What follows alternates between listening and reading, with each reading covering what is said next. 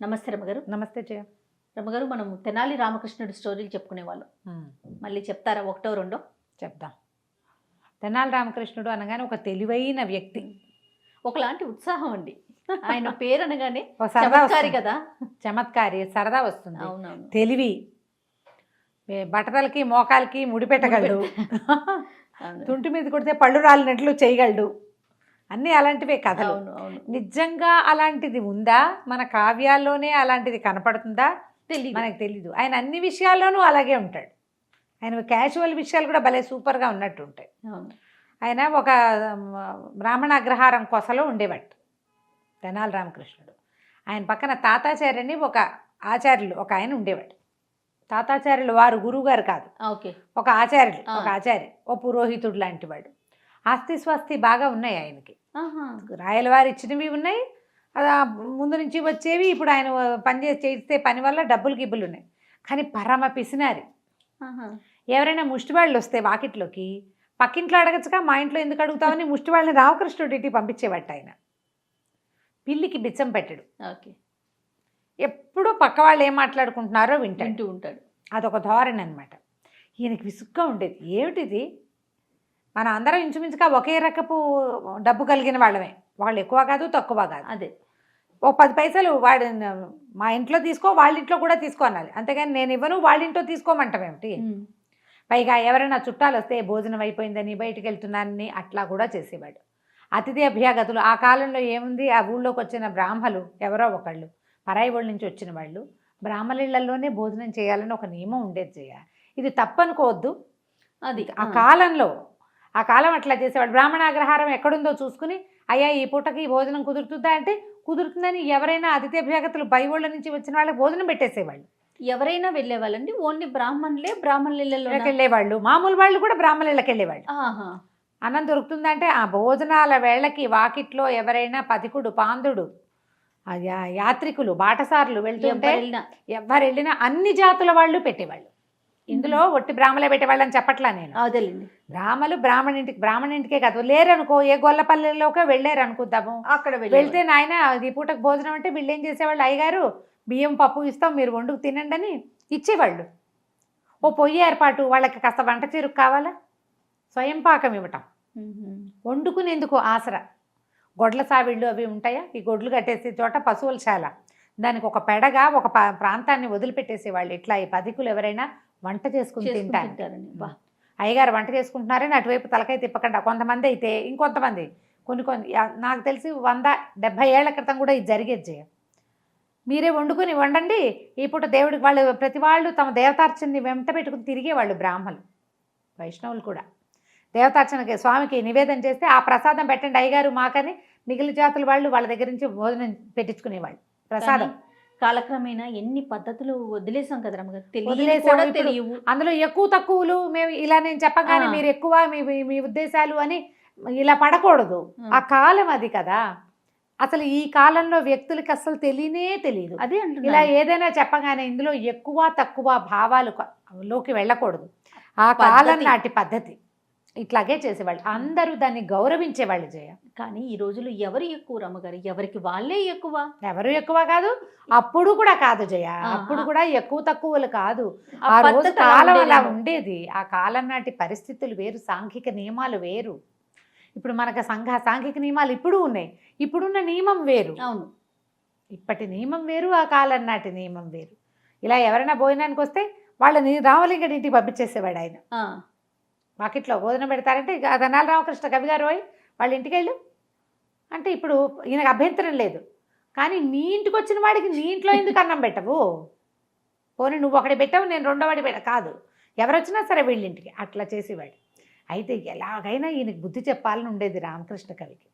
ఒకరోజట ఊరికే యథాలాపంగా బయట నుంచి సూర్యనారాయణమూర్తిని దండం పెడుతూ, దేవుడా 100 నాణేలు కావాలి ఇప్పించు నాయన, 100కి తక్కువ నాకొద్దు అని దండం పెట్టాడు. తాతాచార్యులు వింటున్నాడు. ఆయనకి అలవాటు కదా, ఆయన వింటున్నాడు. ప్రతిరోజు ఇదే దండం పెట్టేవాట.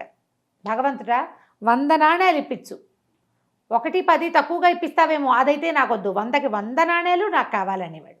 ఈ తాతాచారికి ఏమనిపిస్తుంది అంటే ఆట పట్టిద్దామనిపించింది. రోజు వింటున్నాడు కదా, అదే అదే. వినకపోతే ఏ గోల లేదు. ఈయన వింటున్నాడని ఆయనకి తెలుసు కాబట్టి ఆ డైలాగులు ఆ, అన్నాడు. ఏం చేశాడు, 90 నాణేలు మూట కట్టి రామకృష్ణ కవి గారింట్లో పడేశాడు. ఆ. పడేసేసరికల్లా ఈయన గల్లు మంది చూసుకున్నాడు. ఏమిటో పడింది అన్నాడు. అనేసరికల్లా ఏదో మూటల్లే ఉందండి, డబుల్ మూటలా ఉంది, ఇదేమిటి మన వాకిట్లో పడింది, ఏ పక్క నుంచి వచ్చిందంటే ఆ పిల్ల ఒకటి ఉంది వాళ్ళకి, అదేమో వాకిట అమ్మ నాన్న తాతాచారి మావయ్య మన ఇంట్లో విసిరేశాడు నాన్న చెప్పేసింది. అంటే మూట వాళ్ళ ఇంట్లో నుంచి ఇక్కడ పడింది. సరే ఊడ తీసి చూశారు 90. టకటకా లెక్క పెట్టాడు. 90 నాణేలు ఉన్నాయి. ఏమన్నాడు, దేవుడా నువ్వెంతో గొప్పవాడివి, ఆ 10 నాణేలు కూడా నీకు సమయానుకూలమైనప్పుడు వేసేయి నాయన మా ఇంట్లో అన్నాడు. అనేసరికల్లా అనేసి ఏమి లోపల పెట్టే అన్నాడు. భార్య తీసుకెళ్ళి ఆ మూట లోపల పెట్టేసింది. తాతాచారి గారు గోడ నుంచి తొంగి చూసి, ఏమయ్యా ఏమిటి 10 నాణేలు తక్కువ వస్తే కుదరదు, నాకు 100కి 100 కావాలన్నావే, మరేంటి 90 తీసి దాచిపెట్టుకున్నావు అన్నాడు. 90 తీయటం ఏంటి, 90 లేదు ఏం లేదు, నేను దేవుణ్ణి అడుగుతున్నాను, నాకెప్పుడు వచ్చినాయి డబ్బులు అన్నాడు. తాతాచారి అన్నాడు, అదేంటి ఇప్పుడేగా పడేశాను నేను, 90 నాణేలు నేను పడేస్తే నువ్వు లెక్కెట్టావు, తతిమా 10 ఇవ్వమన్నావు, బ్యాగ్ లోపల పెట్టుకున్నావు సంచి. నువ్వు నిన్నటిదాకా రోజు ఏం చెప్తున్నావు, 10కి 10 తక్కువ ఇస్తే నాకు వద్దో అన్నావు, ఆ 10 తక్కువ అంటూ కూడా నువ్వు ఇవాళ తీసుకున్నావు కదా అన్నాడు. అనేసరికల్లా రామకృష్ణ కవి తైమని లేచాడు ఇంతెత్తున.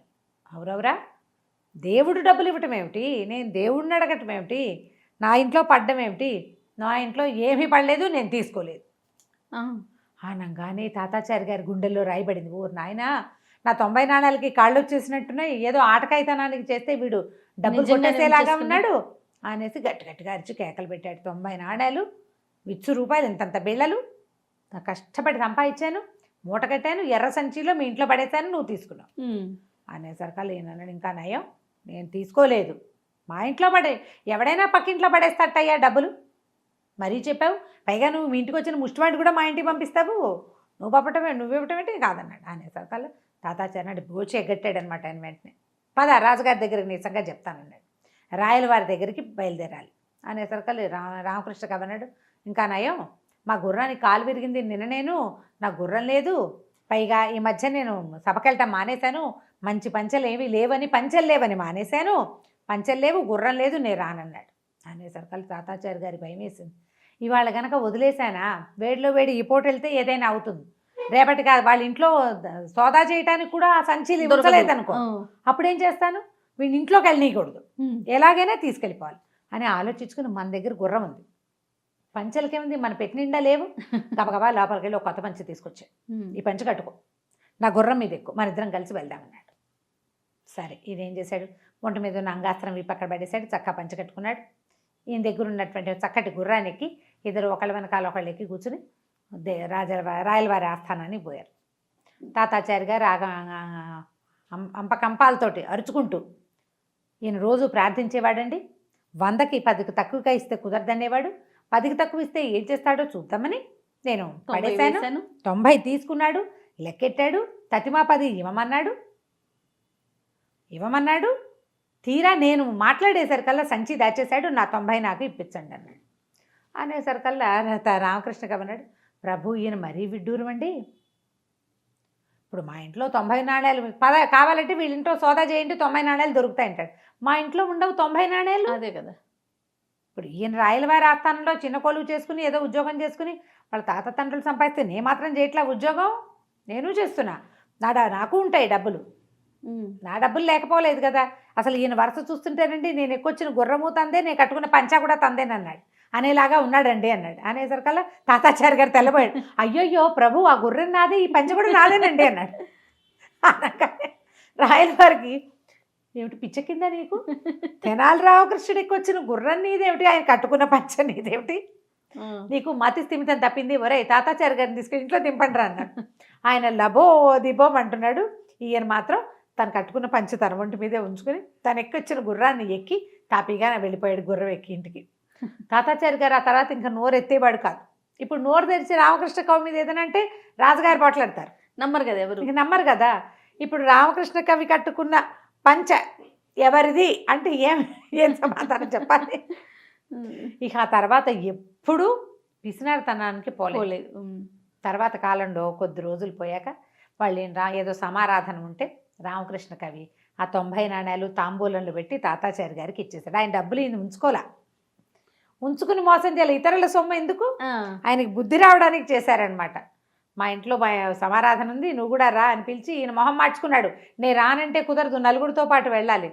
అప్పుడు ఆ 90 నాణాలు తాంబూలంలో పెట్టి వెనక్కి ఇచ్చేసాడు అనమాట. తర్వాత ఆయన పిసినారితనం మానేశాడు. అందుకే తెనాలి రామకృష్ణ స్టోరీస్ అంత బాగుంటాయి, ఇంట్రెస్టింగ్గా ఉంటే మనకి చెప్పడం కూడా చేత కావాలి, అవునవును, బాగా రావాలి, మనకి చెప్పే విధానం కూడా ఉంటుంది. వస్తే ఇంట్రెస్టింగ్గా ఉంటుంది.